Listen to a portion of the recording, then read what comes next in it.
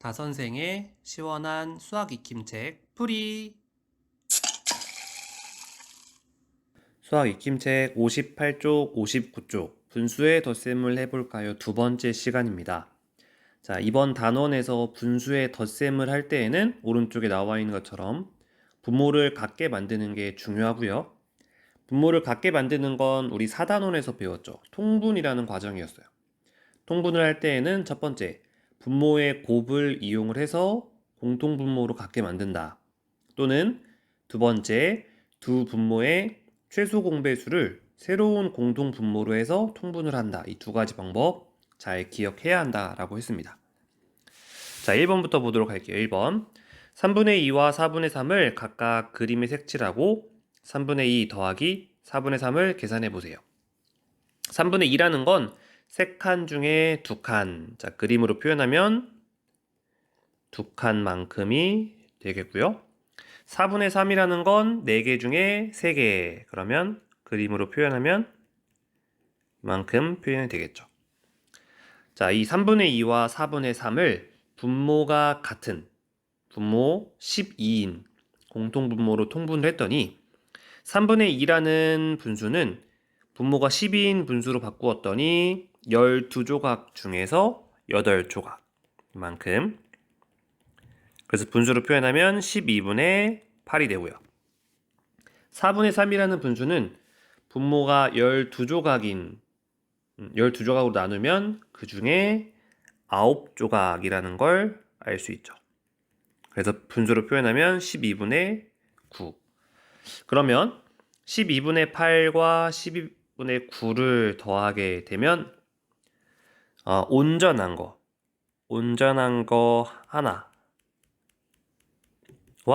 나머지 5개라고 할 수 있겠죠. 그래서 자, 이걸 계산식으로 구해보면 3분의 2 더하기 4분의 3이라는 건 분모가 12인 분수로 통분을 했더니 12분의 8 더하기 12분의 9가 되겠죠. 자, 분모가 12로 똑같으니까 분자끼리 8 더하기 9, 17이라는 값이 나오고요. 이 가분수를 대분수로 고쳤더니 1과 12분의 5라는 분수로 바꿀 수 있습니다. 그래서 우리가 지난 시간 분수의 덧셈 첫 번째와 다른 내용은 뭐냐면 계산의 결과가 1보다 큰 대분수로 나오는 경우예요. 그래서 이번 시간에는 대분수로 결과가 나오는 분수의 덧셈이라고 기억을 해두시면 되겠습니다. 하지만 방법은 동일해요. 2번 네모 안에 알맞은 수를 써 넣으세요. 9분의 2 더하기 12분의 11. 분모가 9와 12로 다르기 때문에 일단 통분을 해야 되는데 뒤에 보니 분모 36으로 통분을 했네요. 자, 그러면 앞에 있는 분수 9분의 4에는 몇을 곱해야 분모가 36이 될까요? 각각 4를 곱해야 36이 되겠고요. 뒤에 있는 분수 12분의 11에는 분모 분자에 3을 곱해야 통분이 되겠죠. 자, 그러면 앞에 있는 분수는 36분의 8. 뒤에 있는 분수는 36분의 33이 되겠고요. 분모가 36으로 같으니까 8 더하기 33 분자끼리 더했더니 41이 되고요. 36분의 41은 가분수이기 때문에 얘를 대분수로 고치게 되면 1과 36분의 5라는 대분수로 고칠 수 있습니다. 3번 보기와 같이 계산해 보세요. 자, 보기를 봤더니 3분의 2 더하기 8분의 7 통분을 분모의 곱으로 통분을 했습니다. 그래서 24라는 숫자로 통분을 했고요. 분자끼리 더해서 계산 결과가 37이 나왔고 이 가분수를 다시 대분수로 고치는 과정을 거쳤습니다. 자, 그러면 아래에 보도록 할게요. 6분의 5와 7분의 3을 더해 봅시다. 6분의 5 더하기 7분의 3. 일단 앞에 있는 분수에 각각 7을 곱해서 6 곱하기 7분의 5 곱하기 7. 그 다음 뒤에 있는 분모에는 6을 곱해서 7 곱하기 6분의 3 곱하기 6. 그러면 7, 6에 42라는 숫자로 통분이 되고요.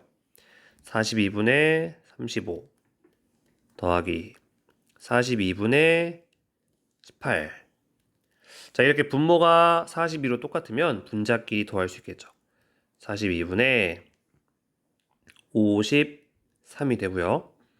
이 가분수를 대분수로 고치게 되면 1과 42분의 11 이렇게 나오게 됩니다. 자, 다음 59쪽에 4번 보도록 할게요. 값이 같은 것끼리 이어보세요 라고 되어 있죠. 자, 왼쪽에 6분의 5 더하기 4분의 3, 2분의 1 더하기 12분의 11, 8분의 5 더하기 12분의 7 각각 나와 있고요. 오른쪽에는 그 결과값이 나와 있습니다. 하나씩 계산을 해볼게요.